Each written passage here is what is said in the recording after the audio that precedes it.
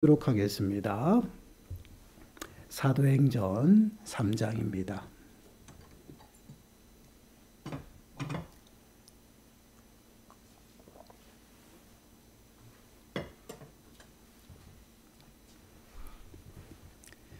사도행전 3장 1절에서 10절 말씀입니다. 사도행전 3장 1절에서 10절 말씀 우리 한 목소리로 함께 읽겠습니다. 제9시 기도 시간에 베드로와 요한이 성전에 올라갈새 나면서 못 걷게 된 이를 사람들이 메고 오니 이는 성전에 들어가는 사람들에게 구걸하기 위하여 날마다 미문이라는 성전문에 두는지라. 그가 베드로와 요한이 성전에 들어가려 함을 보고 구걸하거늘 베드로가 요한을 더불어 주목하여 이르되 우리를 보라 하니 그가 그들에게서 무엇을 얻을까 하여 바라보거늘 베드로가 이르되 은과 금은 내게 없거니와 내게 있는 이것을 네게 주노니 나사렛 예수 그리스도의 이름으로 일어나 걸으라 하고 오른손을 잡아 일으키니 발과 발목이 곧 힘을 얻고 뛰어 서서 걸으며 그들과 함께 성전으로 들어가면서 걷기도 하고 뛰기도 하며 하나님을 찬송하니 모든 백성이 그 걷는 것과 하나님을 찬송함을 보고 그가 본래 성전 미문에 앉아 구걸하던 사람인 줄을 알고 그에게 일어난 일로 인하여 심히 놀랍게 여기며 놀라니라. 아멘. 오늘 말씀의 제목은 내게 주노니라고 말씀의 제목을 좀 붙여봤습니다.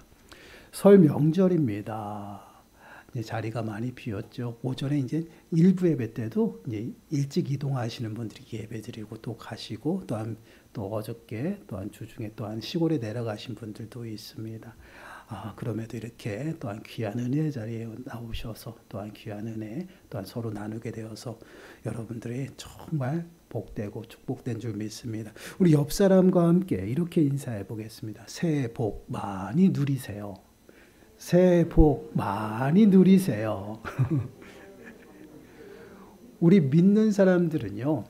새해 복 많이 받으세요 보다는 새해 복 많이 누리세요가 맞아요. 왜 그러냐면 하나님은 우리 믿는 자들에게 항상 복을 주셔요. 근데 그 복을 우리가 바라보지 못하고 또한 찾지 못하고 알아보지 못하기 때문에 누리지 못하는 것이에요.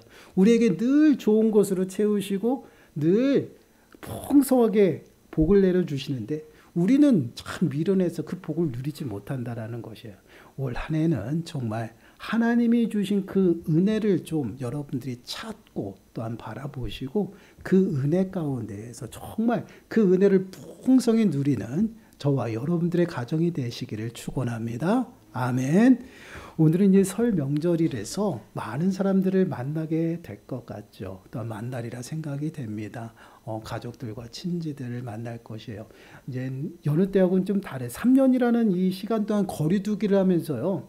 이제 시골에 가는 그런 일도 좀 많이 좀 힘이 들었어요. 이제 이번 명절은 사회적 거리두기가 이제 해제가 됐잖아요. 그리고 처음 맞는 설이라고 이야기를 합니다. 그래서 이동하는 사람들이 엄청나게 많다고 해요. 어저께는 보니까 서울에서 부산까지가 8시간 이상 걸리는 그러한 모습을 보게 돼요. 많은 사람들이 이동해요. 우리 성도님들도 또한 많은 또 이웃들을 만나고 또한 가족들을 만나리라 생각이 돼요. 그런데 우리가 이렇게 가족들을 만나고 또한 친지들을 만나고 이웃들을 만날 때 우리는 어떠한 모습으로 그들을 만나야 되고 또한 그들에게 어떠한 영향을 끼쳐야 하는지에 관해서 우리가 좀 이 시간 묵상해 보려고 합니다. 말씀을 통해서 정말 우리가 많은 사람들을 만날 때 그들에게 무엇을 해야 하는지 그리고 어떠한 믿음의 영향력을 끼쳐야 하는지를 깨닫는 시간들이 되시고요. 더 나아가서는 우리 먼저 정말 지금도 살아계셔서 우리와 늘 함께 하시는 믿음의 주가 되시는 예수 그리스도를 만나는 이 시간이 되어지시기를 축원합니다. 먼저 이 말씀의 내용을 좀 저희가 살펴볼게요. 1절 말씀을 한번 보세요. 제9시 기도 시간에 베드로와 요한이 성전에 올라갈새 이렇게 이제 말씀이 시작을 하죠. 베드로와 요한이요 제9시가 되어서 기도 시간에 맞춰서 성전에 올라갔습니다. 그 당시 유대인들은 기도 시간을 이렇게 정해놓고 그 시간에 맞춰서 기도했어요. 이제 9시, 3시, 6시 이렇게 보통 하는데 아마 지금도 그렇게 유대인들이 하는 것으로 알고 있습니다. 근데 이 기도하는 시간이요. 어떻게 보면 되게 재밌어요. 아브라함이 기도한 시간, 이삭이 기도한 시간, 또한 야곱이 기도한 시간, 이렇게 이제 그 시간대에 맞춰서 기도를 하는데 무엇을 기도하는지는 몰라요. 그러나 그러한 거룩한 또한 습관이 있었고 또한 습관적으로 그렇게 하고 있다라는 것이에요. 그 모습처럼 지금 베드로와 요한도 기도하러 올라갔다라는 것이에요. 그 기도 시간에 맞추어서 베드로와 요한이 이제 성전에 올라갔는데 그 성전 앞에 걷지 못하는 자가 앉아서 구걸하고 있었습니다. 이 사람은요, 날마다 성전 앞에서 앉아서 사람들이 오고 가는 사람들에게 구걸하며 생계를 유지하는 사람이었어요. 그런 걷지 못하는 자가 지금 베드로와 요한이 성전에 들어가는 것을 보고요, 베드로와 요한에게 구걸했다라는 것이에요. 그 모습을 본 베드로와 요한이 그를 주목해서 보았다라고 말씀을 하고 있어요. 근데 오늘 말씀을 1절부터 10절까지 읽어보면 보았다라는 표현이 많이 나와요. 근데 4번 나옵니다. 4번. 근데 이 4번 동안 나오는 그 표현들이요, 우리 한글 번역에는 다 보았다라고 지금 해석해 놨어요. 번역을. 그러나 원어에서는 서로 다른 단어예요. 근데 이 단어를 살려서 읽어보게 되면 그 상황이 생동감이 더 넘치는 그러한 의미들이 전달이 된다라는 것이에요. 보게 되면요, 지금 걷지 못하는 그 앉아서 구걸하는 자가 지금 베드로와 요한이 가는 것을 보았다라고 이야기를 하고 있어요. 여기서 보는 것은요, 그냥 사람들이 많이 왔다 갔다 하잖아요. 그러면 그 왔다 갔다 하는 사람들을 이렇게 보는 거예요.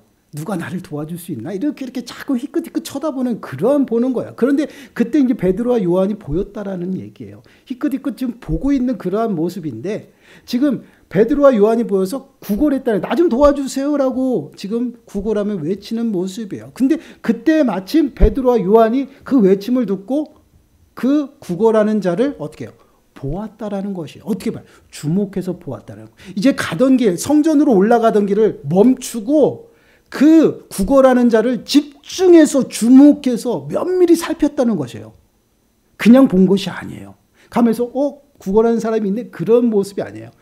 구걸하는 자는 누가 나를 도와줄까 막 희끗희끗 쳐다보면서 구걸하면서 나 좀 도와주세요 하면서 베드로와 요한이 가고 있는 것을 보고 도와주세요 했고, 그리고 그 모습을 베드로와 요한이 보고 그 자리에 서서 딱 주목해서 살폈다라는 것이에요. 그리고 베드로와 요한이 나를 주목해서 봐라고 이야기를 하고 있어요. 누구에게요?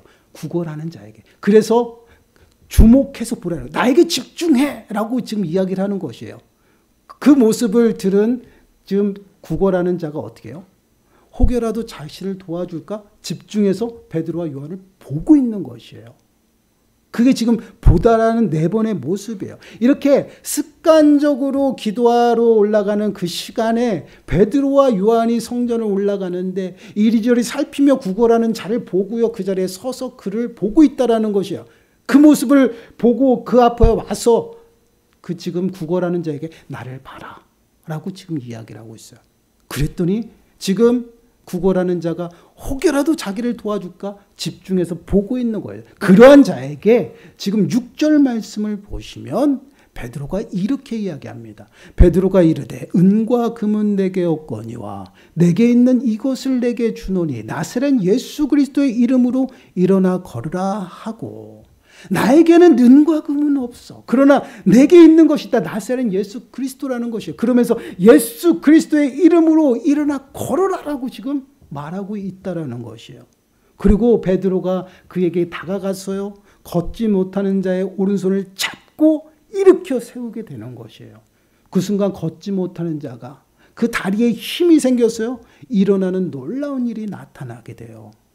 그리고 그 걷지 못했던 구걸했던 그 자가 베드로와 요한과 함께 성전에 들어가서 걷기도 하며 뛰며 하나님을 찬송했다라는 것이에요. 그 모습을 지켜본 사람들은 어떻게 단번에 그가 누구인지를 알아보죠. 그리고 그가 성전 앞에서 늘 구걸하던 그러한 자인 것을 알고 너무나도 놀라는 것이에요. 왜요? 40년이라는 그 시간 동안 그 사람은요, 성전 앞에 있었어요. 좀 표현이 40년이라니까 너무나도 과장된 것 같죠. 날 때부터였으니까. 근데 그러면 그 사람이 성장해가지고 최소한 몇 년은 그 앞에서 끊임없이 구걸하고 있었던 것이 바로 그 사람의 모습이었어요. 근데 갑자기 그 사람이 뛰고 걸으면서 하나님을 찬송하고 있다는 것이, 그 모습을 보면서 많은 사람들이 놀랬다는 것이, 얼마나 놀랬으면 그 모습이 어떻게 놀랍게 여기며 놀라니라라고 표현하고 있어요. 말이 안 되는 일이 일어났다라는 것이야. 이것이 바로 오늘 본문에서 나타나는 내용이에요. 근데 저는 이 말씀을 통해서요, 지금 이 내용에서 두 명의 등장인물을 한번 살펴보려고 해요. 먼저 베드로입니다. 베드로는요, 요한과 함께 기도 시간에 맞춰 올라갔죠. 유대인의 간습이었어요. 그 행동은요, 그냥 습관적으로 하는 행동을 나타내고 있는 것이에요. 그런데 그곳에 예기치 못한 사람을 만났다라는 것입니다. 누굴 만났어요? 걷지 못하고 구걸하여 연연하며 살아가는 그 사람을 만났어요. 그런데 여러분, 여기서 우리가 다시 한번 주목해서 또한 묵상할 것이 무엇이냐면, 그 걷지 못하는 자가 그때만 있었냐는 것이에요. 그 오늘 본문 말씀을 보니까 사람들이 메어다가 성전 앞에다가 놔주는 것이에요. 근데 그것이 날마다라고 그랬어요. 날마다 거기 앞에 있었는데, 그럼 베드로는 습관적으로 기도하는 그 시간에 맞춰서 기도하러 왔다 갔다 했다라는 얘기예요. 그런데 그 왔다 갔다 하면서 그 사람을 못 봤을까? 보지 못했을까요? 봤어요. 그럼에도 불구하고 지금 오늘 표현되는 게 처음 만난 사람 같아요. 집중해서 그 앞에 가서 보았다라는 것이에요.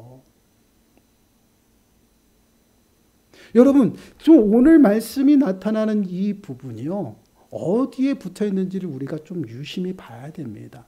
오늘 본문 앞에 나오는 내용들을 보게 되면 어떠한 내용들이냐면요, 예수님이 하나님 우편으로 승천하시면서 모든 제자들과 또한 많은 사람들이 이제 오순절날 그 오순절을 보내기 위해서 예루살렘에 모였어요. 한 곳에 모였는데 성령이 임해서 성령 충만함을 받습니다. 그 성령 충만함을 받은 베드로가 어떻게 예수님이 살아계시다, 부활하신 예수님에 대해서 선포해요. 그 말씀을 선포할 때 많은 사람들이 감동을 느끼고 그 마음에 회심이 일어나요.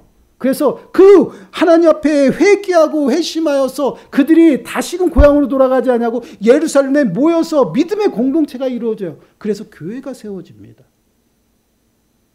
그래서 그 교회에 세워진 그 교회 내에서 믿음의 공동체에서 멀리서 지방에서 올라온 사람들을 어떻게든지 먹이고 살려야 되잖아요. 그래서 자신들의 재산을 다 팔아서 서로가 합심해서 통용하며 서로 쓰면서 나누면서 그렇게 생활이 되면서 많은 사람들이 예수님을 믿게 됐고요. 예수님이 믿는 자들이 더욱더 많아졌다라고 표현하고 있어요. 그리고 나서 이 사건이 일어나는 것이에요. 결국은 이 사건은요, 단순히 걷지 못하는 자가 일어나는 기적이 아니라 예수 그리스도의 이름, 곧 복음의 능력이 무엇인지를 우리들에게 보여주는 사건이에요. 예수 그리스도의 그 이름으로 나타나는, 그 복음의 능력으로 말미암아 나타나는 그러한 사건들을 우리들에게 보여주기 위해서 이 사건이 나타난다라는 것이에요. 근데 이 사건의 중심에 누가 있어요? 베드로가 있다라는 것이에요. 여러분, 이 베드로는 어떠한 인물이었습니까? 예수님을 배신한 인물이에요. 뭐 제자들도 다 배신했죠. 그렇지만 유독 베드로는요, 예수님을 3번 부인하고 배신자의 그 상한 심령, 그 심령의 배신자라는 그 상처가 남아있는 그러한 제자였어요. 예수님이 십자가에 못 박히시고요, 그 모든 제자가 뿔뿔이 다 고향으로 흩어졌습니다. 그러한 가운데 제자 베드로도요, 그 상한 마음을 가지고 다시금 고향으로 돌아가서 고기를 잡고 있을 때였죠. 그때 누가 찾아와요? 부활하신 예수님이 찾아오시는 것이에요. 부활하신 예수님이 찾아와서 그에게 가서 그 상처를 어루만져 주셔요. 어떻게 어루만져 주십니까? 내가 너를 사랑한다라는 것이에요. 이 사랑한다라는 표현은요, 모든 것을 포괄하죠. 괜찮아. 그럴 수도 있지. 내가 너를 사랑해. 그 사랑의 그 손길로 통해서 그 베드로의 그 상한 그 흔적, 상처의 흔적들을 깔끔하게 치유하시고 다시금 베드로에게 사명을 주시죠. 뭐예요? 내 양을 먹이라는 것이에요. 근데 여러분, 제자들을 부를 때 어부로서 그들이 고기를 잡을 때 예수님이 그들을 어떻게 불렀어요? 너희를 앞으로 장차 사람 낚는 어부가 되게 하리라라고 불렀어요. 그런 제자들이 예수님이 십자가에 못 박혀 죽으실 때요, 다 뿔뿔이 배신하고 도망갔다라는 것이에요. 그런 제자들을 친히 찾아가서 다 어루만져 주시고 치유하시고 또한 3번이나 부인했던 그 베드로에게 찾아가서요, 그 상처난 흔적을요 깔끔하게 치료하셨어요. 그래서 예수 그리스도께서 그에게 다시금 사명을 회복하시고 그 베드로에게 다시금 귀한 사명 가운데 세우시는 것을 보게 돼요. 그 베드로가 지금 누구의 앞에 서 있어요? 지금 걷지 못하는 자 앞에 서 있다라는 것이에요. 여러분, 성령의 그 강림 사건을 통해서 많은 사람들이 성령 충만을 받았어요. 심령의 부흥이 일어났습니다. 그리고 그 심령의 부흥은요, 그곳에서 머문 게 아니에요. 모든 예루살렘 일대로 퍼졌다라는 것이에요. 그래서 많은 사람들이 예수님을 믿게 되었고요, 부흥이 나타났어요. 그 부흥의 역사가 나타난 그 후에 그들의 심령이 변화되었다라는 것이에요. 여러분 한번 생각해 보세요. 습관적으로 매일 그 기도 시간에 맞춰서 거기를 올라가고 있어요.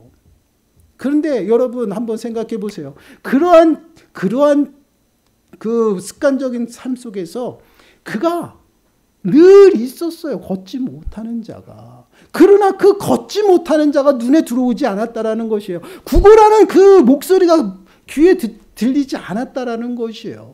그렇게 성전을 왔다 갔다 했던 그 길을 오늘도 변함없이 제9시가 돼서 올라가는데 베드로에게 그 모습이 비춰지는 것이에요. 그럼 한번 여기서 한번 생각해 보세요. 왜 베드로는 그 걷지 못하는 자, 구걸하는 자가 눈에 들어오지 못했을까요? 그 유대의 사상에서는요, 그 육신에 흠이 있는 자들은요, 부정하다라고 생각했어요. 그럼 성전에 기도하러 올라가잖아요. 모든 유대인들이 다 그랬을 것 같아요. 제가 묵상해 보니까. 모든 유대인들이 다 성전에 들어갈 때 그를 전혀 취급을 안 했다라는 것이에요. 왜요? 접촉한 부정하면 들어가지 못하잖아요. 그게 율법이잖아요. 구약의 율법. 그 구약의 율법을 따랐던 그들이었어요. 그렇기 때문에 베드로와 제자들도 분명히 부정하다 해서 그들을 취급도 안 했어요. 그리고 왔다 갔다 했다라는 것이. 그러나 성령의 강림 사건을 통해서 그들의 심령이 변화되었을 때 눈에 들어오기 시작했다라는 것이에요. 그 불쌍한 심령들이. 그래서 그에게 가서 어떻게 해요? 본인이 만난 부활하신 예수 그리스도를 전하고 있다라는 것이에요. 그냥 전하는 것이 아니에요. 아주 놀라운 행동을 하고 있다라는 것이에요. 가서 오른손으로 그를 붙잡고 일으켰다라는 것이에요. 나사렛 예수의 이름으로 일어나 걸으라 하면서 붙들고 일으켰다라는 것이에요. 아주 놀랍지 않습니까?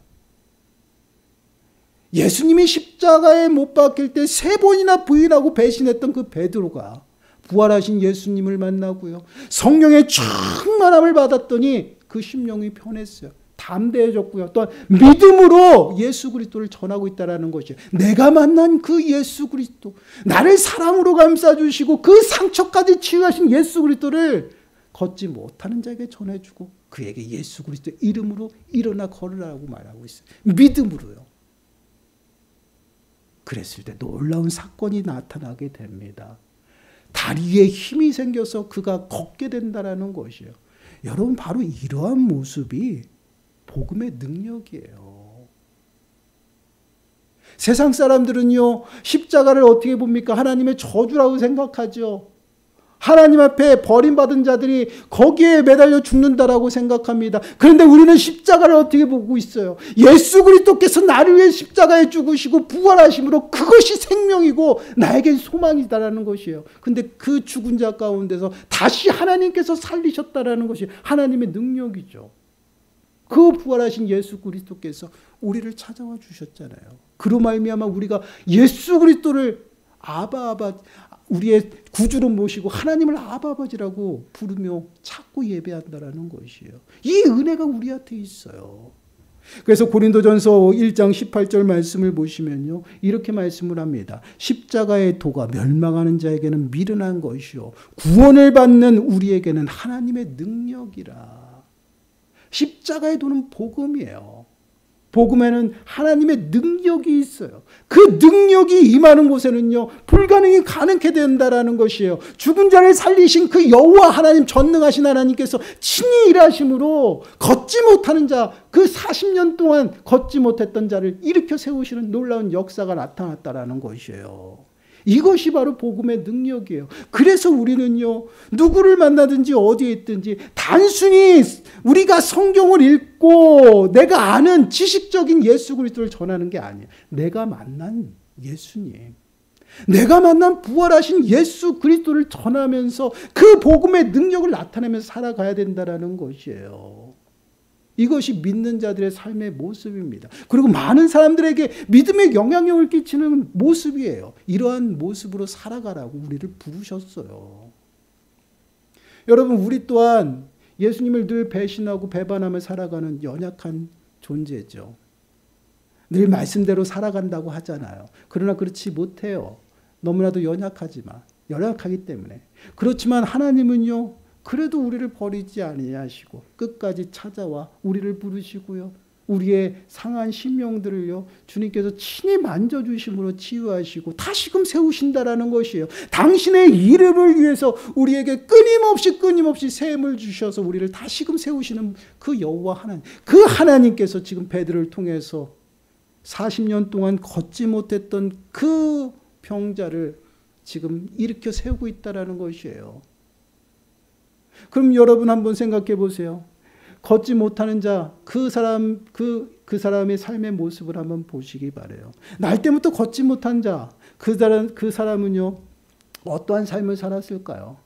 그 사람은 왜 성전에 들어가지 못했을까요? 아까도 언급했지만 부정하다라는 것이에요. 레위기서 21장 17절 말씀을 보시면요, 이렇게 말씀을 하고 있어요. 아론에게 말하여 이르라. 누구든지 너희의 자손 중 대대로 육체에 흠이 있는 자는 그 하나님의 음식을 드리려고 가까이 오지 못할 것이니라. 이 말씀은 제사장에 관한 규례예요. 흠이 있는, 육신에 흠이 있는 건 장애를 말해요. 장애가 있는 자들은 하나님 앞에 나올 수 없다라는 것이, 그리고 하나님의 음식을 먹을 수 없다라고 표현하고 있어요. 이것은 부정하다라는 것입니다. 근데 이것은 제사장에게만 해당되는 규례가 아니에요. 모든 이스라엘 백성들에게 해당되는 규례였어요. 그래서 그 당시에 유대인들의 사상은 무엇입니까? 육신의 흠, 곧 장애가 있는 자들은요, 부정하다라는 것이에요. 부정해서 하나님 앞에 버림받았고, 또한 절대 하나님 앞에 나갈 수 없다라는 것이. 그래서 그 걷지 못하는 자, 날 때부터 걷지 못하는 자는요, 성전 안으로 들어갈 수가 없어요. 그래서 어떻게 해요? 성전 밖에서 늘 구걸하면서 생계를 유지할 수밖에 없었던 것이에요. 지금 그러한 자에게 지금 베드로가 찾아온 겁니다. 여러분 한번 생각해 보세요. 40년 동안 걷지 못했어요. 그리고 성전 앞에서는 몇 년 동안 있었는지 몰라요. 그럼에도 불구하고 숱한 세월 동안 거기서 구걸하며 살았을 것입니다. 그동안 그 사람은 어떠한 일이 그 사람에게 일어났을까요? 여러분, 부정하다라는 거, 이거 우리가 생각하는 그 이상이에요. 그들은. 여러분, 나병 환자들이 있잖아요. 나병 환자들이 부정하다라는 것을 알리기 위해서 많은 사람들이 자기에게 오게 되면요, 큰 소리로 외쳐야 돼요. 나는 부정하다, 나는 부정하다. 왜요? 이것을 어기면 안 되니까. 부정하다는 게 그냥 우리가 생각하는 그 이상이에요. 그렇기 때문에 성전 앞에서 매 순간 구걸할 때 많은 사람들이 성전으로 들어가면서 그를 볼 때 어떻게 생각하겠어요? 조롱하고 손가락질하고요. 얼마나 천대하고 조롱했겠어요. 수치스러움도 당했을 것이에요. 근데 이러한 사상이 그 유대인들 가운데 가득했다라는 것이에요. 제자들은 어땠을까요? 제자들도 동일해요. 여러분, 요한복음 9장 2절 말씀 보시면 이렇게 말씀을 하고 있어요. 제자들이 물어 이르되 랍비여, 이 사람이 맹인으로 난 것이 누구의 죄로 인함이니까? 자기니까? 그의 부모이니까? 날 때부터 장애를 가지고 태어났는데 이것이 죄라는 것이에요. 부모의 죄입니까? 아니면 그의 죄입니까? 이렇게 그들은 부정한 것으로 취급을 해요. 예수님께 그렇게 묻고 있다라는 것이에요.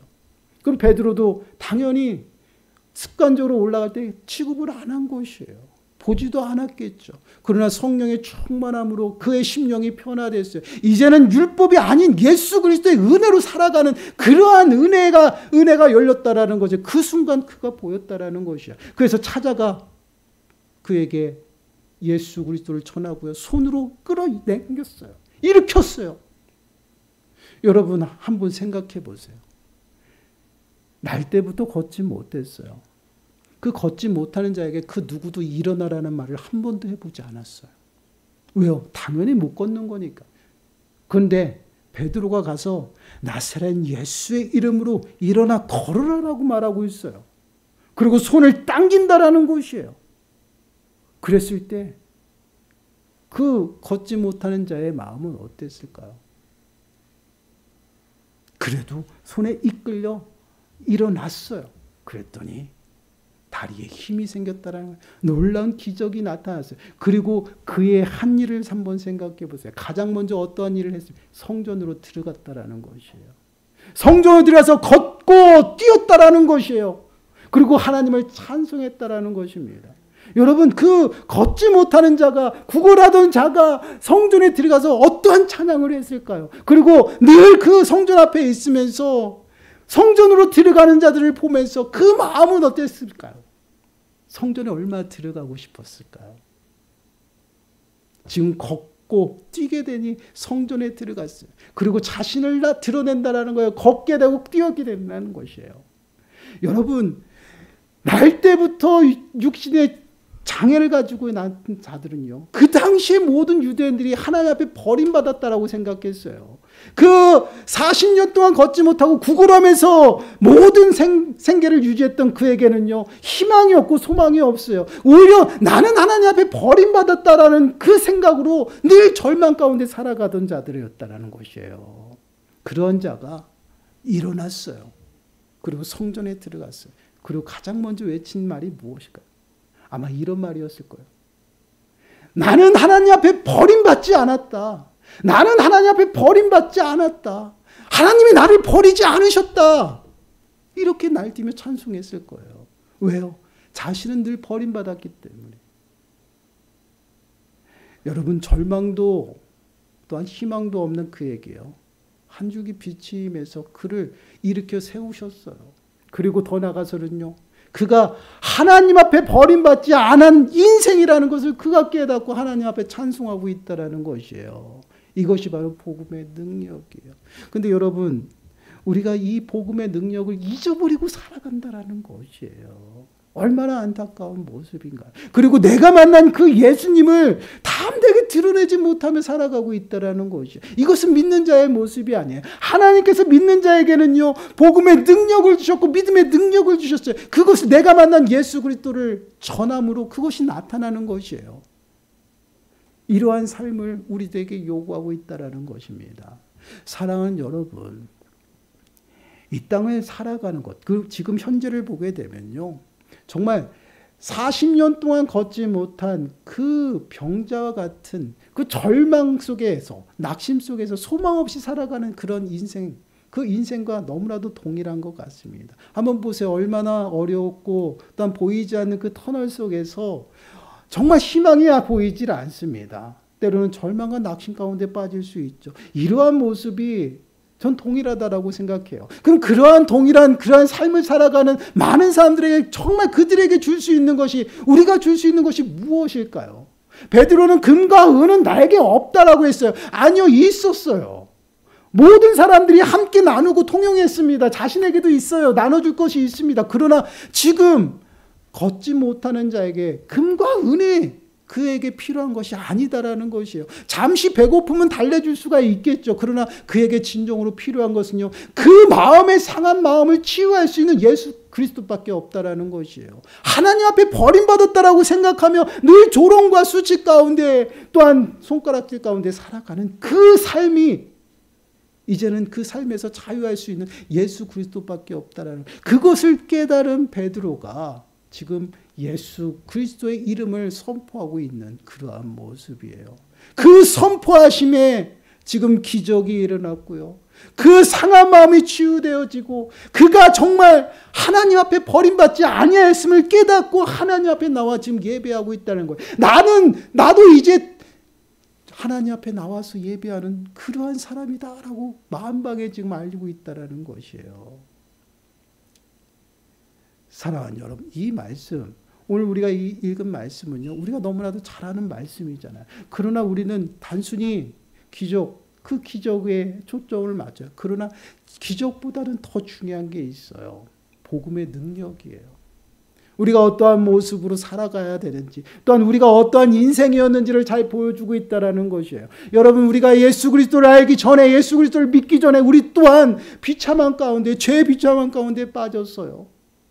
정말 소망도 없이 절망 가운데 살아갔던 우리들의 인생이에요. 그 인생 가운데 찾아와서 내가 너의 아버지가 되고 너는 나의 사랑하는 내 자녀다라고 말씀하시고 부르셨다라는 것이죠. 그 부르심에 우리의 심령들이 하나님 앞에서 다 치유되고 이제는 세상 앞에 당당하게 살아갈 수 있어요. 그 주님을, 내가 만난 주님을 내 가족들에게, 더 나아가서는 친지들에게, 더 나아가서는 이웃에게 전하며 살아가야 된다는 것이에요. 그보다 더 큰 선물이 없다라는 것이에요. 골로새서 2장 2절과 3절 말씀을 보시면, 이는 그들로 마음의 위안을 받고 사랑 안에서 연합하여 확실한 이해의 모든 풍성함과 하나님의 비밀인 그리스도를 깨닫게 하려 함이니 그 안에는 지혜와 지식의 모든 보화가 감춰져 있느니라. 우리가 사랑을 실천하는 것은 예수 그리스도를 전하기 위함이에요. 근데 왜 전합니까? 예수 그리스도 안에 지혜와 지식에 감추어진 보화가 가득하기 때문에. 여러분, 지금 우리가 어려운 심령들을 만나면 우리가 가지고 있는 것으로 도와줄 수 있어요. 그러나 그때뿐이라는 것이에요.